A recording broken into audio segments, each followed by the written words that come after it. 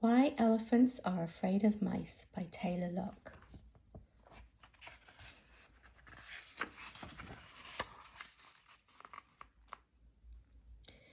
In the time before time, there was a world where elephants were 3 times smaller than mice and lived in very small holes in the ground.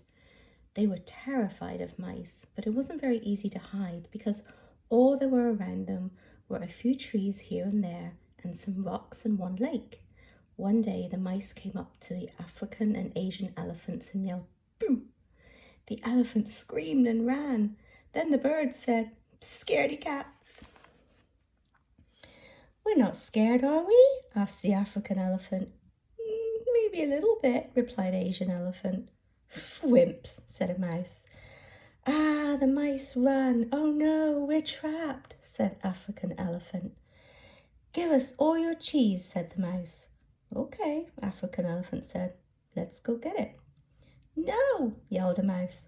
"One of you stay here." "Why?" asked African elephant.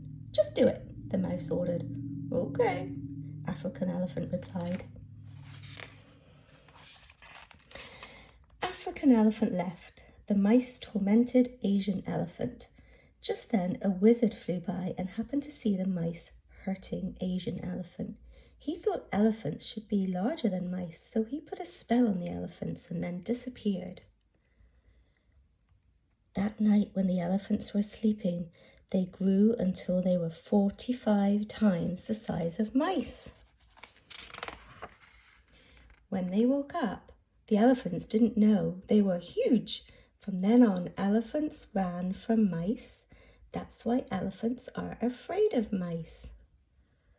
The end of story number 1, Why Elephants Are Afraid of Mice. Frog and Toad by Taylor Loock. Once upon a time there was a green slimy frog who loved exaggerating, bragging, about how fast he was.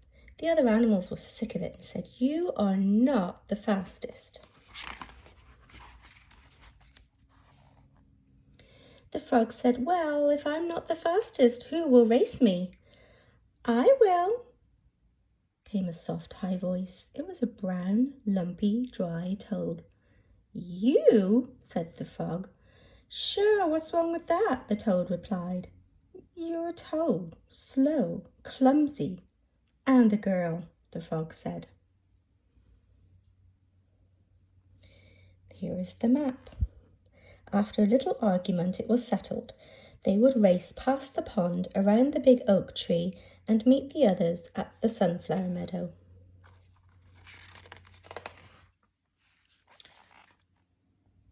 On your mark, get set, go, Raccoon said. Frog started fast as lightning, and Toad was not fast as lightning. "I'm fast, faster, fastest. That is me, for I am Frog," Frog said. "Slow and steady, that is me, for I am she, mighty Toad," said Toad. They kept chanting this. Frog looked behind and saw Toad was far, far back. "I think I will take a quick dip in the pond," Frog said to himself. So he did. "If I can win, if I really try," thought Toad.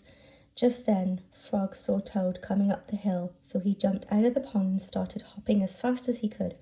"I'm going to take a quick nap under the oak tree," Frog thought.